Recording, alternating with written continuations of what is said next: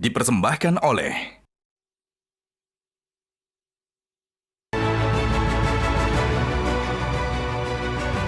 Selamat malam para pemirsa, ketemu lagi di Hot Room dengan saya Hotman Paris. No viral, no justice. Itulah sekarang dipakai rakyat sebagai slogan perlawanan ketidakadilan. No viral, no justice semakin menggelegar setelah dimulai oleh tim Hotman 911 di Kopi Joni sejak 5 tahun terakhir, di mana sudah ratusan kasus yang semula mengendap akhirnya terpecahkan dan pelakunya dihukum. Tiga kematian santri di 3 pesantren yang semula disebutkan adalah korban sakit, korban arus listrik, setelah viral di Hotman 911 ternyata adalah penganiayaan. Kasus Vina waktu difilmkan tidak ada perhatian dari siapapun untuk membuka lagi kasus ini. Tapi setelah Hotman mengundang, setelah tanda tangan surat kuasa dari keluarga Vina, langsung mulailah dilakukan penyidikan ulang dan akhirnya sekarang ada tersangka 1. Ternyata no viral no justice sekarang bukan hanya dalam hukum pidana, tapi sudah juga non hukum dipakai oleh rakyat sebagai cara untuk melawan. UKT, uang kuliah tunggal, yang semula sudah diumumkan akan naik, tapi setelah viral langsung UKT-nya dihentikan. Ada lagi yang terbaru, Tapera, tabungan perumahan rakyat. Halo para karyawan, gaji kamu akan dipotong 3% tiap bulan. Kalau gaji kamu katanya untuk perumahan, kalau gaji kamu 5 juta sebulan, berarti cuma 125 ribu sebulan. Kali setahun paling 1,5 juta.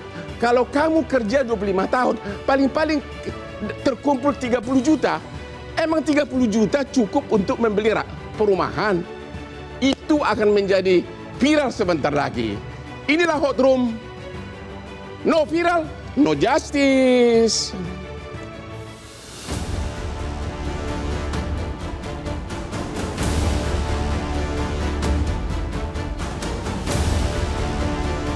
No viral, no justice menjadi sebuah fenomena yang terjadi di era digital seperti saat ini. Fenomena ini tercermin pada kasus-kasus yang nampaknya tak diurus, baik kasus hukum hingga pelanggaran sosial yang seharusnya menjadi perhatian aparat penegak hukum. Media sosial kerap kali menjadi alat bagi masyarakat untuk memperjuangkan keadilan. Penting diakui bahwa viralitas mampu mempercepat sebuah respon keadilan serta transparansi dari proses keadilan tersebut. Fenomena ini tentunya bisa menjadi peringatan bagi aparat penegak hukum bahwasannya hal ini telah menjadi sinyal yang mengindikasi kegagalan dalam meraih kepercayaan masyarakat, di mana masyarakat mencari perlindungan dan keadilan kepada masyarakat lainnya, yaitu warganet. Akankah fenomena no viral, no justice akan terus terjadi di Indonesia? Apakah no viral, no justice akan menghadirkan kembali rasa keadilan publik yang mulai memudar? Siapa pihak yang paling bertanggung jawab atas fenomena ini? Seberapa serius aparat penegak hukum dalam memberikan perlindungan dan keadilan terhadap masyarakat? Benarkah no viral, no justice?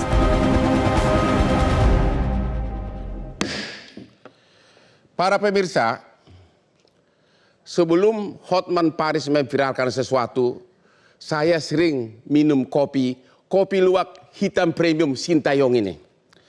Waktu seorang wanita muda jatuh dari lift di bandara Kuala Namu Medan, 3 hari mayatnya di bawah lift, nggak ada yang tahu. Saya waktu itu ragu-ragu memviralkan, tapi saraf saya mulai bergigi setelah saya minum kopi luwak hitam premium Sintayong.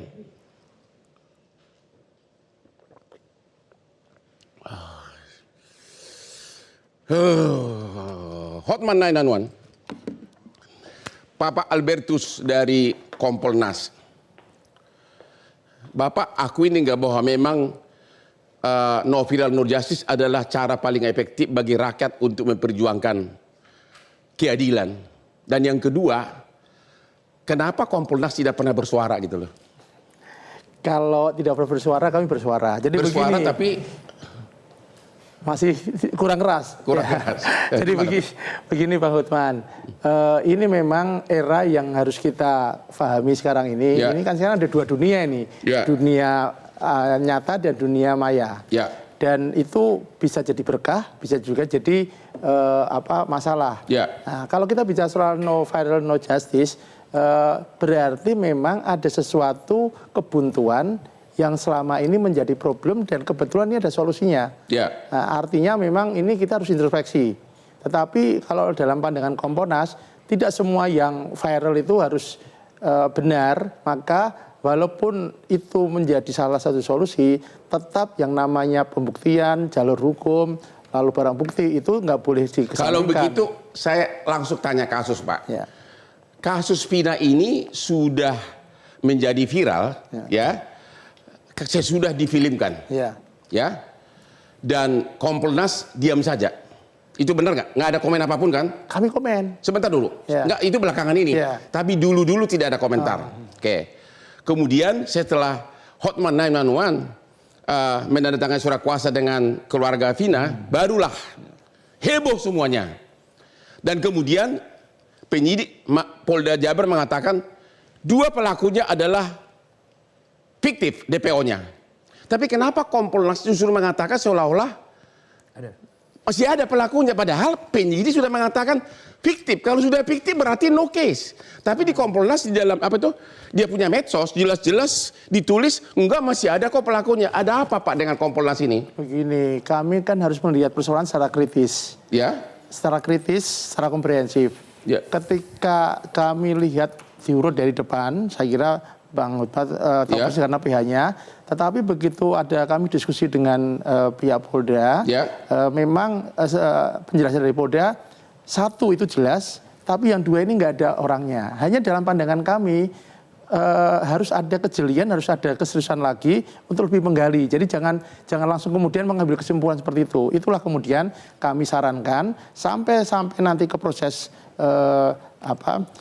ke penuntutan kemudian ke pengadilan, terus langsung usah dicari terus sehingga. Saya mau tanya, apa yang mau dituntut kalau memang tersangkanya fiktif, nggak ada orangnya? Apa yang mau dituntut Pak? Fiktif Berarti kan no case. Baru statement. Kita kan belum ada pembuktian yang benar bahwa form fiktif itu yang saya kira harus menjadi pegangan dulu. Ya. Ketika nanti form fiktif nggak ada lagi yang bisa dibuktikan, oke ditutup. Tapi ketika masih ada peluang ya harus kita gali terus, Pak. Pak, saya nggak bisa ngerti kalau pelaku fiktif apa yang mau digali, Pak. Maksudnya ini kan statement fiktif ini, Ya. itu kan belum firm dipastikan secara yuridis. Ya. Biar Bapak, karena saya kuasa hukum Vina, yang saya dengar adalah begini. Ya. Peggy jadi tersangka, 6 dari terpidana sudah di BAP dalam 2 minggu terakhir ini. 5 dari terpidana ini mengatakan bukan Peggy pelakunya, 1 mengatakan iya, berarti 5 lawan 1. Tapi Peggy tetap jadi tersangka. Oke, saya dengar lagi 7 terpidana ini sudah di BAP juga terhadap 2 DPO dan semua menyatakan mereka fiktif. Padahal di BAP awal, di surat tuntutan, di fakta persidangan, bahkan di putusan hakim yang sudah berkekuatan hukum tetap disebutkan ada 3 DPO. Semua tersangka, semua terdakwa mengakui di persidangan. Apakah Kompolnas membaca itu berkas perkara?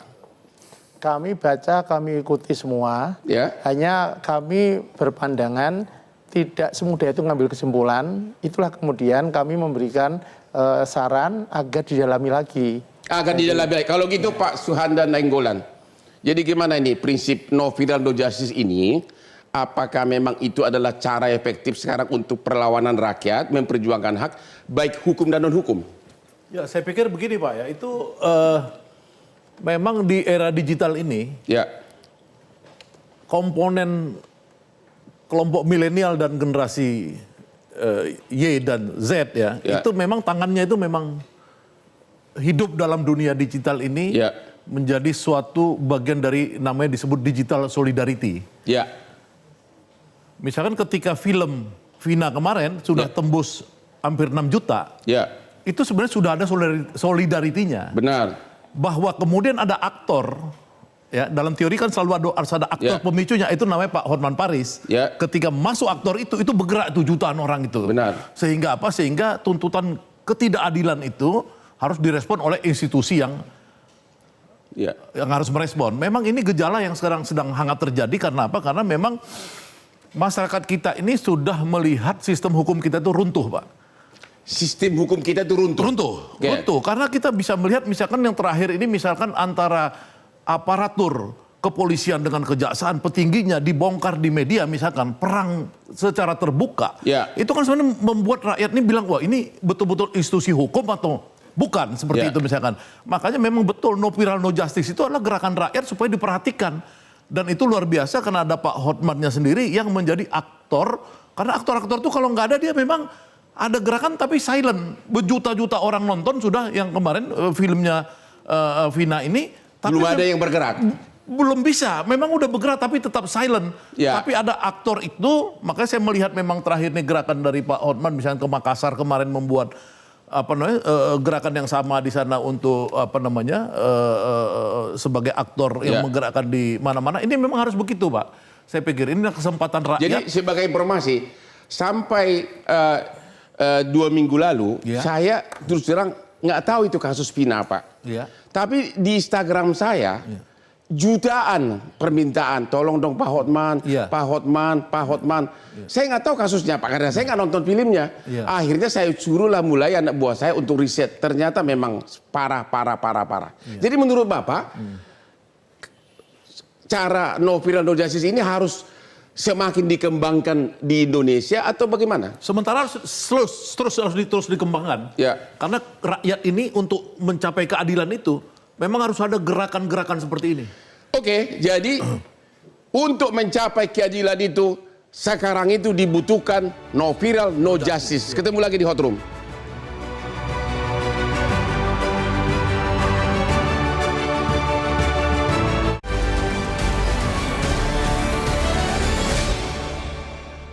Dipersembahkan oleh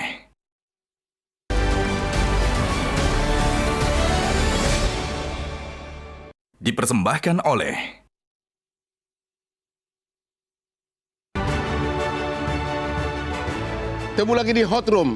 Berikut ini kita akan melihat sebagian kecil dari grafis, sebagian kecil kasus-kasus yang setelah viral akhirnya kemudian langsung ditindaklanjuti. Ini hanya sebagian kecil karena yang ditangani Hotman 911 sudah ribuan. Kita lihat berikut ini.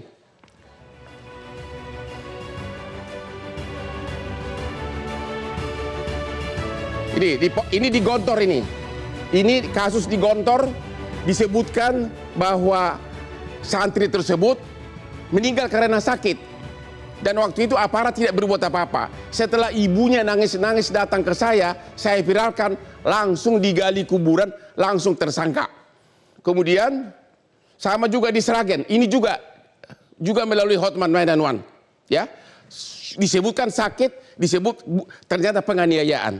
Berikutnya, ini dalam lift di airport Kuala Namu. Seorang ibu muda naik lift, dia turun.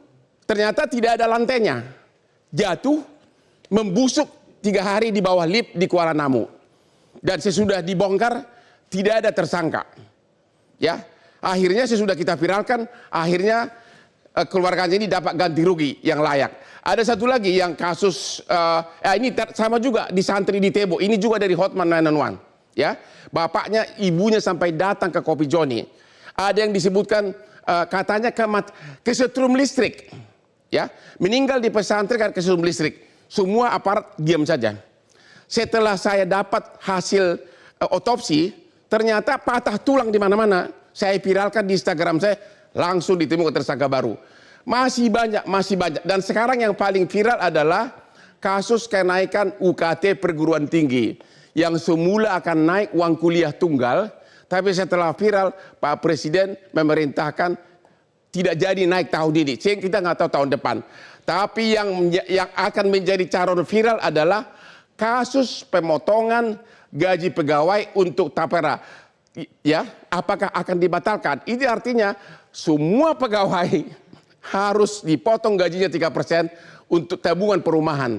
Cuma kalau gajinya cuma 5 juta, paling 125 juta sebulan, kali setahun cuma 1,5 juta, kali 30 tahun cuma 30 juta. Rumah apa yang dapat dengan 30 juta? Rumah burung. Oke, Pak Rizal Nova, Bapak kan ahli peneliti.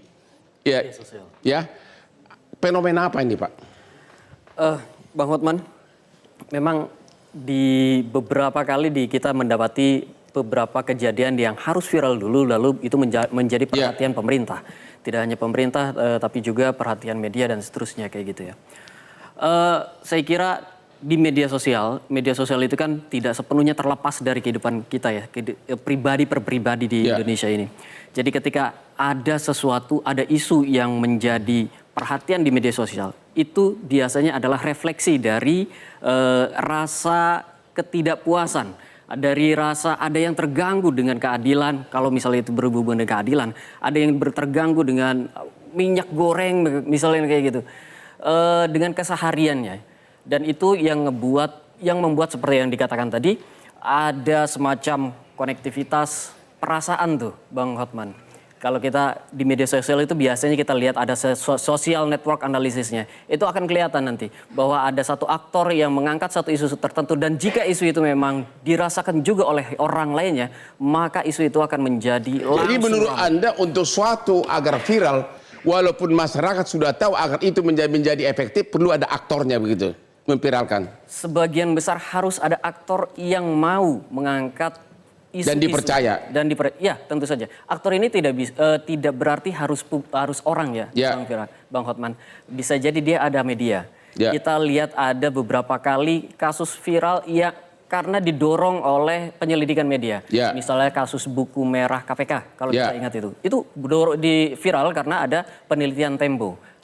Lalu juga ada berbagai macam kasus lainnya tentang pajak, tentang juga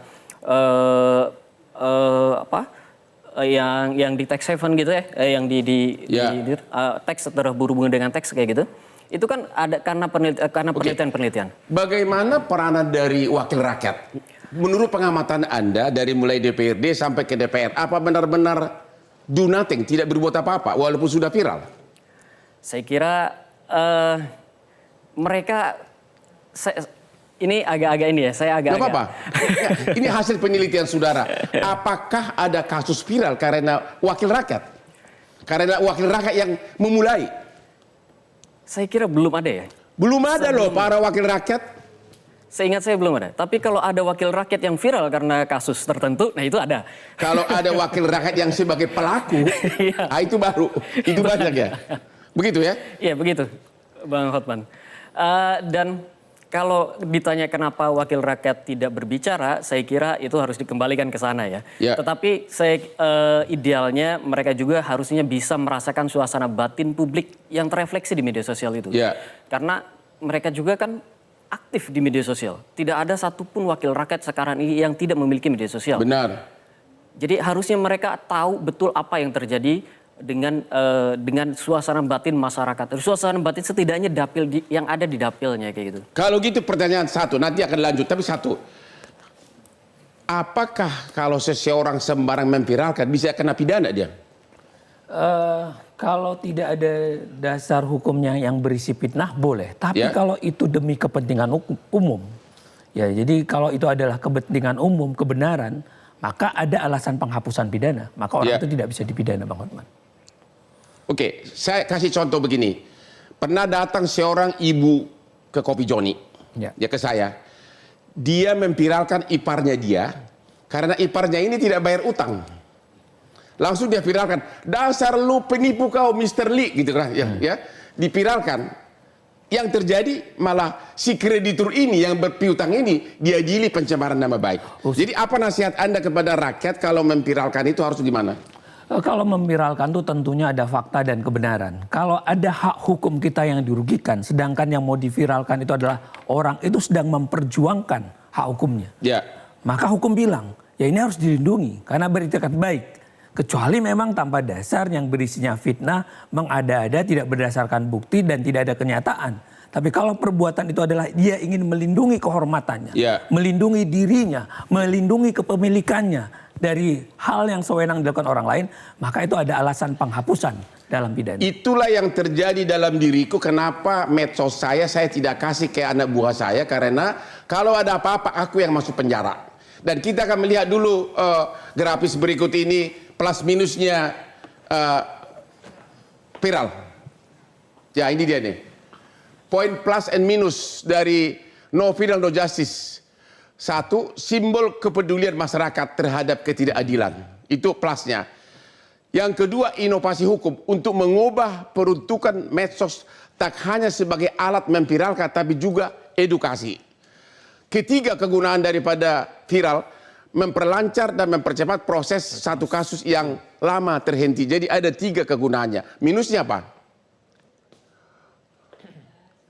Minusnya, tidak menjamin perlindungan hukum terhadap penyebaran informasi atau aib seseorang, meskipun berasal dari sumber yang tidak jelas. Bisa melanggar pasal 40 Undang-Undang ITE, yaitu pasal 27 ayat 3 pencemaran nama baik.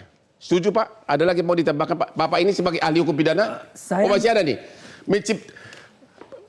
Kelemahan dari viral menciptakan ketidakadilan baru, di mana penegak hukum cenderung memprioritaskan penyelesaian kasus yang viral dibandingkan yang tidak. Jadi menjadi berakibat diskriminasi kasus. Putusan MK nomor 27 memperlakukan secara berbeda terhadap hal yang sama. Bertentangan dengan pasal 282 Undang-Undang 45 yang menjadi hak setiap orang perlakuan equality before the law, ya. Artinya apa lagi? Ada minus ketiga. Jadi jadi viral itu bisa menimbulkan diskriminasi. Artinya kasus yang tidak viral dilambat-lambatin, yang viral langsung dikebut. Pendapat Bapak? Dari zaman Belanda udah jelas Bang Hotman. Pasal 310 ayat 2. Di luar di situ bilang ada fitnah, pencemaran dan segala macam. Maka di ayat 2-nya menyatakan dari itu bukanlah satu tidak pidana pencemaran nama baik jika itu dilakukan demi kepentingan umum. Menyampaikan kebenaran, ya kan yang tadi. Inilah yang disebut dalam hukum. Walaupun dalam undang-undang dikatakan perbuatan itu melawan hukum, tapi hilanglah sifat melawan hukum tadi. Karena ada kepentingan yang mau dilindungi. Dalam hal ini kepentingan orang-orang demi keadilan. Karena tujuan tertinggi daripada hukum itu adalah keadilan. Kalau ruang publik merasa ada satu ketidakadilan, bau yang tidak enak, pasti dong ada perlawanan. Terima kasih. Namun demikian, sebelum Anda memviralkan yang menuduh seseorang, ada baiknya Anda mikir. Bila perlu, jangan lupa hubungi Hotman 911.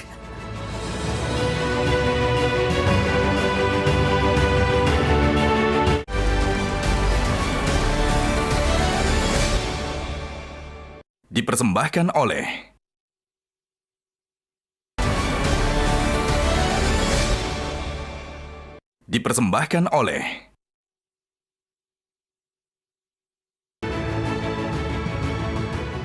Para pemirsa, apakah Anda tahu apa yang Hotman Paris lakukan tiap subuh jam 3 subuh, jam 4 subuh? Saya bangun tiap hari jam 3, jam 4 subuh. Dan yang selalu saya lakukan adalah berenang dan minum kopi luwak hitam premium Sintayong. Karena ini aman untuk diminum walaupun belum makan. Inilah kopi kesayangan Hotman. Kopi luwak hitam premium. Sekarang Sintayong malah menyaingin saya suka kopi ini. Mantap banget. Bapak ahli hukum pidana kita. Dalam kasus Vina, apakah menurut Anda dibuka kasus lagi yang sudah ada putusan yang berkekuatan hukum tetap menyatakan ada 3 DPO. Surat dakwaan, surat tuntutan, fakta persidangan ada 3 DPO. Kemudian sesudah viral, ternyata dibilang 2 DPO itu bukan DPO fiktif. Satu lagi tersangka. Apakah ini akibat dari viral? Hanya untuk memenuhi kepentingan, kemauan masyarakat? Bang Hotman, saya sebelum ke sana, maka tugas hukum acara pidana itu adalah hukum dalam keadaan bergerak. Ya. Maka dalam fasenya adalah ada pintu masuknya penyelidikan dan penyidikan. Ya. Dalam kasus Vina, jika kita lihat data konkret, kejadian tanggal 27 Agustus 2016. Ya. Maka di hari yang berikutnya itu sudah ada lantas yang melakukan dalam BAP itu kita bisa lihat itu diakibatkan atau diduga atas kecelakaan. Terus tanggal 31 ada laporan. Maka pada tanggal 6 September itu dibongkar. Dan baru ditemukan oleh dokter forensik menyatakan kematian tidak wajar, otopsi. Pertanyaannya adalah Bang Hotman, dalam hukum pidana adalah yang paling penting upaya paksa. Orang ditangkap itu tanggal 31 Agustus, terus polisi harus melakukan penahanan 1 September.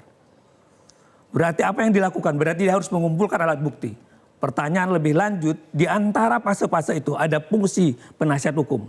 Di dalam dokumen ini ada pengacara karena memang perkara ini 2 anak dan perkaranya ancamannya adalah ancaman hukuman mati 340. Seharusnya polisi atau penyidik menyatakan ada hak daripada setiap tersangka untuk didampingi. Maka kalau kita lihat berkas perkara dalam berkas perkara ini, karena saya berkesempatan membaca berkas perkara penyidikan ini, maka ada surat kuasa tanggal 2 sampai tanggal 14 dalam fase pemeriksaan awal. Ada surat kuasa pengacara. Tapi tidak ada satu terkonfirmasi siapa pengacara tanggal 2, tanggal 14. Padahal di awal di situ sudah ada pengakuan untuk tersangka dari ditangkap. Artinya apa? Pengacara itu tidak benar-benar didatangkan gitu? Pengacara bisa jadi tidak didatangkan atau pengacara itu adalah pengacara yang dipilih dan ditunjuk oleh polisi untuk membenarkan satu perkara ini. Dari sinilah pintunya yang memang terjadi ketimpangan-ketimpangan sehingga patut diduga ada pelanggaran hukum acara pidana di sini sehingga tidak teranglah. Polisi tidak menelisik, polisi tidak menelusuri, polisi tidak menemukan, dan polisi tidak bikin terang dalam perkara penyidikannya. Inilah yang disebut dengan cacat, sehingga 8 tahun konstruksi ini tidak duduk letaknya. Makanya tadi ada DPO dibilang 3, padahal seperti yang tadi Bang Hotman sampaikan, ini di BAP sudah jelas kok. Tanggal 1 September itu sama suaranya dari semua tersangka itu. Tapi tanggal Oktober, kita lihat 19 Oktober 2016, semua berita acara dicabut. Begitu terjadi penggantian lawyer, berarti ada sesuatu. Masing-masing bilang ada kekerasan. Semua pertanyaan-pertanyaan sudah disiapkan di papan tulis, kami harus menyampaikan gitu. Dan anehnya lagi, kita bisa melihat dalam putusan hakim, putusan nomor 4 tahun 2017, di halaman 99 dan 100 dalam putusan tersebut, dan 144, hakim mengambil alih dengan pertimbangan walaupun tidak berkesesuaian, hakim hanya mengambil berita acara pemeriksaan. Berita acara pemeriksaan yang ditandatangan itu dianggap petunjuk. Padahal tidak ada persesuaian keterangan satu saksi dengan saksi yang lain. Tidak ada persesuaian keterangan saksi dengan alat bukti yang lain. Tidak ada alasan yang tepat untuk mendudukkan daripada perkara tersebut. Dan keempat, hakim tidak melihat apa sebenarnya kerjaan mereka dan kesusilaan dari pelaku ini. Disinilah membuat ketimpangan itu, Bang Hotman. Terima Pak Wahyu Kompolnas. Apa sebenarnya penyebab kok ada laporan masyarakat tidak langsung diproses? Penyebabnya itu apa? Bukan tidak langsung, tetapi kadangkala kan penyidik butuh bahan tertentu. Justru adanya viral ini, itu ada masukan baru untuk polisi. Bahkan kadang-kadang ketika data tidak lengkap, dengan adanya viral ini data jadi lengkap. Jadi sebetulnya kalau tidak viral? Bisa saja lengkap, tetapi dengan viral ini bisa saja ada tambahan data. Atau sama sekali tidak diproses? Oh bukan, saya kira kalau itu kita harus menghormati apa yang dilakukan penyidik, Pak. Harus kita hormati. Tetapi setidaknya viral ini di satu sisi ada positifnya karena dia bisa menambah data, bisa mengembangkan data, bisa juga membuka data yang tersembunyi. Jadi Kompolnas pun sebagai institusi mendukung gerakan rakyat untuk no viral no justice. Tidak harus no viral no justice. Apa dong? Tetapi viral ini bisa menjadi substitusi untuk Bang mendukung Hotman, keadilan. saya mau jelas dikit. Saya kira sebenarnya persoalannya begini, jangan-jangan ya gini. Pak polisi kita lagi banyak sibuk ngawal-ngawal. Salah satunya itu. Ngawal-ngawal menteri, ngawal-ngawal apa, ngawal-ngawal segala macam. Sehingga tugas tupoksi pada waktu reformasi pemisahan TNI dan Polri, kepengen polisi itu adalah untuk melindungi masyarakat, lupa. Gitu loh. Ya itu betul. Ini harus kita kembalikan ke situ gitu loh. Gimana Pak Nenggolan? Ya kembali tadi, ini kembali ke no viral no justice ini kan gerakan rakyat. Yang bagus sekali untuk... Kepercayaan itu loh. Ya. Seluntur gitu loh. Karena penyebabnya apa? Ya karena sistem politik hukum kita ini runtuh. Runtuh kenapa? Runtuh karena kita lihat dari indeks korupsi misalkan. Ya 34, 35 sekarang IPK kita. Itu kan menunjukkan semua ini kan sistem hukum kita ini masuk pada jejaring-jejaring yang menyebabkan korupsi tadi. Kita lihat misalkan Hakim Agung, bagaimana di dunia ini lihat ada Hakim Agung bisa masuk penjara, keluar masuk penjara. Itu Hakim Agung yang memutuskan perkara atas nama Tuhan. Itu aja sekarang jadi bulan-bulanan. Sekretaris Mahkamah Agung dua-duanya masuk penjara. Ya, polisi Bapak lihat sini jenderal-jenderalnya tadi.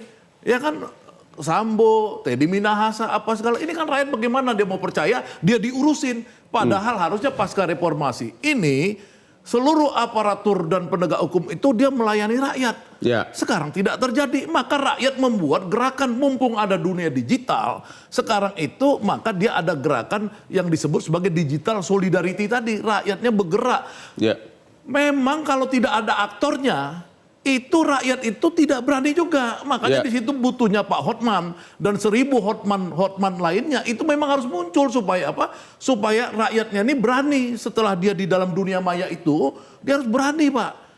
Inilah pentingnya Hotman Paris 911 itu begitu. Tadi kan Pak Rizal Nova sudah mengatakan tidak harus aktornya itu person, tapi bisa juga institusi. Tapi itulah sekarang ini sampai kita nggak tahu kapan, ya itu memang gerakan rakyat itu no viral no justice harus terjadi.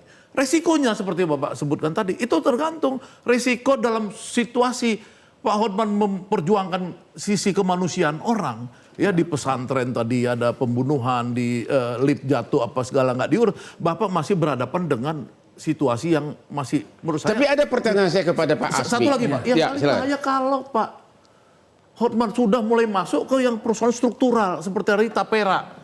Ya, itu kan sudah ada kepentingan orang dengan uang triliunan seperti itu. Nah itu mungkin Pak Hotman siap-siap aja untuk mengambil resiko lebih berat lagi. Kalau tadi Pak Hotman bilang udah semua ngancam-ngancam, ini lebih ngeri lagi Pak. Tapi ya itu mudah-mudahan ya kita doakan Pak Hotman terus berani kan untuk membela rakyat di sisi Pak itu. Asmi, kan kita punya ratusan lembaga bantuan hukum.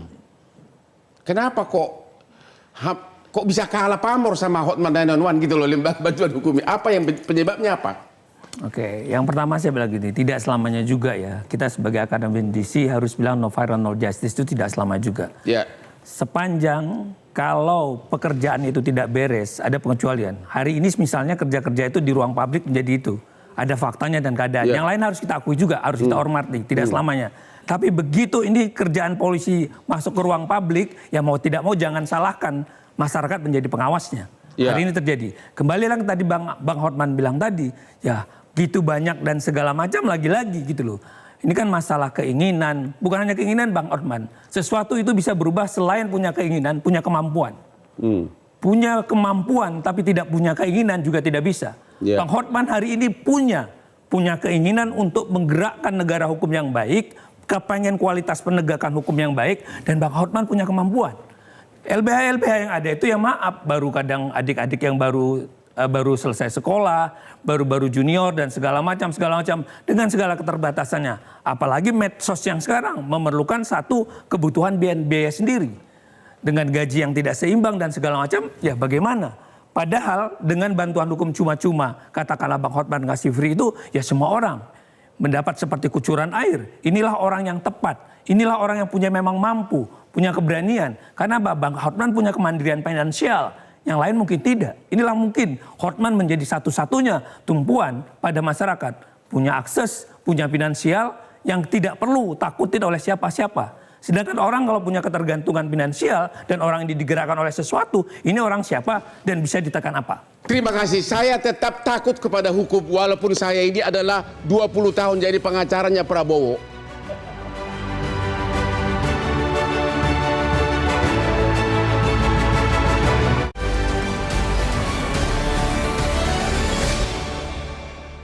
Dipersembahkan oleh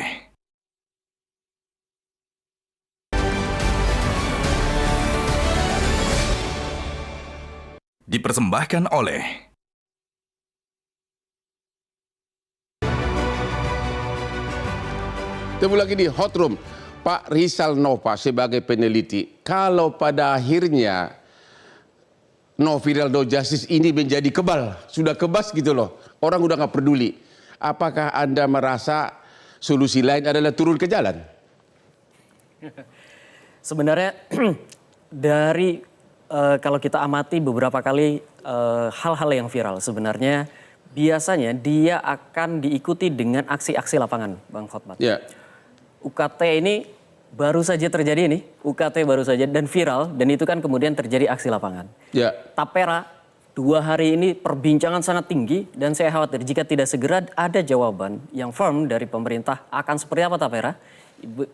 Mungkin dalam masa konsolidasi di media sosial. Kalau kita biasanya ngelihat ada masa isu, pembangunan isu biasa di media sosial, lalu ada masa konsolidasi. Apakah pada masa konsolidasi ini kita akan melihat setelah jika isunya matang dan tidak ada jawaban dari pihak yang terkait, biasanya dia akan masuk ke masa aksi.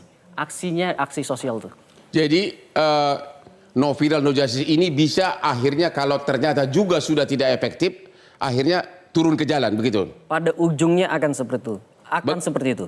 Bagaimana Pak Wahyu sebagai sekaligus penutup dari Bapak? Kalau Kompolnas. Kompolnas melihat era digital ini, viralisasi ini sudah keniscayaan. Ya. Jadi kita harus jadikan viralisasi ini sebagai salah satu komponen dalam bentuk pengawasan publik. Ya. Nah, karena pengawasan publik maka polisi yang kewenangan di polisi menjadikan viralisasi ini sebagai salah satu bagian pengawasan yang harus kita akomodir. Jadi Kompolnas mendukung viralisasi ini. Keniscayaan, mau tidak mau ini kita harus hadapi dan itu harus kita terima sebagai salah satu bentuk kritik atau masukan untuk vitamin, bukan untuk kita defensif, bukan untuk resisten, tapi justru masukan sehingga apa yang kita terima itu bisa menjadi olahan kita agar produk kita, agar fungsi tupoksi kita sebagai pelindung pelayan itu bisa efektif. Ada satu pertanyaan, tapi tolong jawab singkat. Dalam kasus Vina, karena kasusnya sudah 8 tahun, dan banyak hal ketidakjelasan, masih perlukah mencari tersangka baru atau biarkan aja yang sudah terjadilah? Anda gimana pendapatnya sebagai Kompolnas? Kalau secara hukum sudah tidak ada lagi bukti baru, ya ditutup. Jadi kalau nggak ada bukti baru, tapi kalau ada bukti baru ya dilanjutkan. Tapi kalau serba keraguan-raguan, menurut Anda gimana? Dalam hukum nggak boleh ragu-ragu. Jadi menurut Anda kalau yang ragu-ragu jangan ada tersangka baru dalam kasus Vina? Ya harus pasti. Terima kasih. Pak Nainggolan. Iya, jadi kegelisahan rakyat dalam no viral no justice ini ada dua. Satu yang sifatnya kemanusiaan tadi, yang kedua yang struktural. Seperti Tapera, UKT dan lain-lain tadi. Jadi kalau pemimpinnya itu, dia sinergi atau sinkron dengan kegelisahan ini, pendapatnya, maka sebenarnya itu redam. Itu Bapak lihat bahwa hanya beberapa hari setelah Pak Prabowo Subianto diwawancari suatu stasiun televisi, dia mengatakan kalau saya presiden kira-kira gitu, biaya pendidikan murah bahkan gratis. Dia ngomong itu. 4 hari kemudian Pak Jokowi memanggil Nadiem menyatakan bahwa tidak ada kenaikan UKT. Berarti pimpinan sensitif gitu. Iya, itu aja sebenarnya. Jadi kalau novel justice itu dalam konteks keadilan pemimpinnya langsung merespon seperti Pak Prabowo itu bilang tidak ada nanti pendidikan. Hidup Prabowo. Ya itu fakta. Jadi saya harus menyebutkan itu 4 hari setelah Pak Prabowo itu ngomong itu, maka itu UKT dihentikan kenaikannya. Terima kasih. Iya itu. Pak Asmi, apa saran Anda terakhir bagaimana cara melindungi masyarakat agar no viral no justice ini tidak menimbulkan malah masyarakat aja yang korban? Saya mengambil jalan yang paling tinggi lagi. Kepolisian adalah di bawah presiden. Presiden perlu menata kembali tentang organ kepolisian, Bang Hotman. Gitu loh. Karena ini yang tidak setelah reformasi dan segala macam. Karena banyak sekali catatan-catatan dari kepolisian yang kita lihat dan segala macam. Seperti lepas kendali tiba-tiba. Sesuatu yang lepas kendali, liar inilah seperti inilah terjadinya. Hari ini mau tidak mau masyarakat terus berkembang, teknologi terus tambah maju, mau tidak mau terjadilah perubahan perilaku dan nilai terhadap masyarakat. Kita tidak bisa mengabaikan itu gitu loh. Karena kita hidup dalam era yang itu gitu loh. Sehingga kepada teman-teman kepolisian apapun itu kita butuhkan dalam konstitusi sebagai satu syarat dan organ yang enggak mungkin bisa dibubarkan. Tapi hari ini mari kembali kepada semangat reformasi. Polisi harus dikembalikan pada fungsi dan kedudukannya. Pendapat Anda gimana terhadap Komisi 3 DPR yang harusnya lebih aktif terhadap no viral no justice ini? Ya hari ini yang bergerak siapa harus kita akui. Ya apapun faktanya keadaannya. Kalau itu adalah partisipasi masyarakat, simpul-simpul masyarakat, ya maka mau tidak mau kita bilang mereka lagi sibuk apa mungkin ada pekerjaan. Jadi Anda berani nggak mengatakan bahwa memang wakil rakyat kurang melaksanakan tugasnya melindungi rakyat terutama kasus-kasus no viral no justice? Ya setidak-tidaknya tidak dijadikan prioritas bagi mereka. Kalau ini adalah prioritas rakyat katanya wakil rakyat, tentu ini adalah denutnya di rakyat menjadi perhatian di mana-mana. berarti kan kurang sensitif. Semua lagi sibuk menunggu pilkada dalam waktu dekat. Ya, setidak-tidaknya Pak Risang Nova, sensitif. ya, bagaimana caranya agar pemerintah itu maupun aparat benar-benar sensitif terhadap hal-hal yang viral di masyarakat? Pertama-tama harus telinganya tidak boleh tipis. Telinganya tidak boleh tipis. Oh, pantas. Telinganya Pak Prabowo tidak tipis, pantas langsung dia sensitif. Ya. Pertama-tama harus seperti itu. Harus mau dikritik, harus mau juga mendengar. Mau dikritik. Ya. Yang kedua, dia juga harus memiliki, saya kira, ahli-ahli yang mampu membaca suasana batin masyarakat ini. Ya. Seperti apa sih sebenarnya? Karena kalau di media sosial itu, Bang Hotman, orang mau ngomong apapun, jempolnya itu kayaknya susah banget menghapus kata-katanya itu. Jadi kayak nggak ada filternya kalau di media sosial itu kan. Nah, bahasa-bahasa yang seperti itu harus bisa ditangkap oleh para pemimpin kita, oleh siapapun itu, dan bisa dibaca bukan sebagai sesuatu yang menyakitkan, tapi sebagai vitamin, suplemen, karena memang seperti itulah kondisi masyarakat. Bagaimana caranya meningkatkan sensitivitas dari penguasa? Wah, ini pertanyaannya asik nih. Meningkatkan sensitivitas saya kira banyak sekali ya. Pemimpin kita itu kan tidak sendirian, Bang Hotman. Ada banyak sekali instrumen-instrumen yang dimiliki. Ada banyak sekali pembantu-pembantu yang bekerja untuk dia.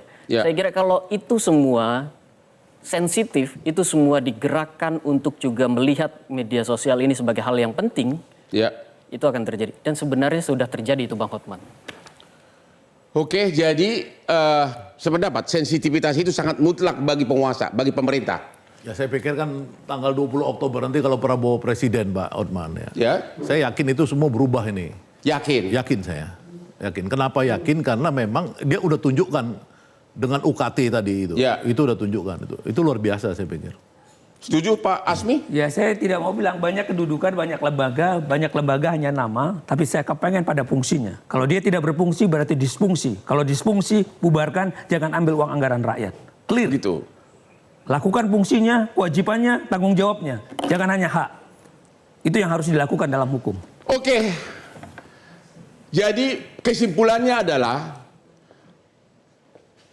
viral itu hanya akan efektif kalau ada tanggapan sensitif dari penguasa, dari aparat.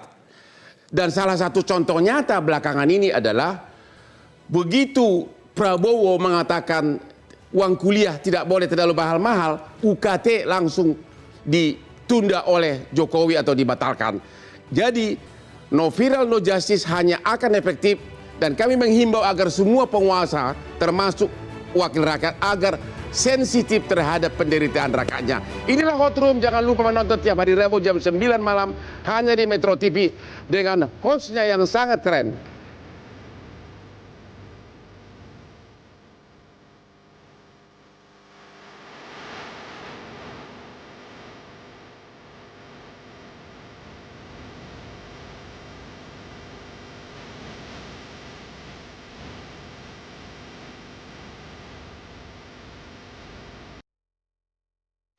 Metro TV.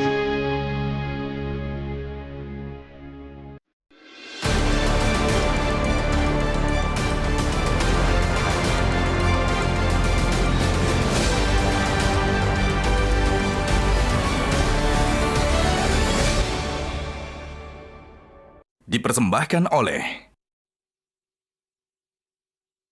jelajahi cara baru mendapatkan informasi. Download Metro TV Extend sekarang.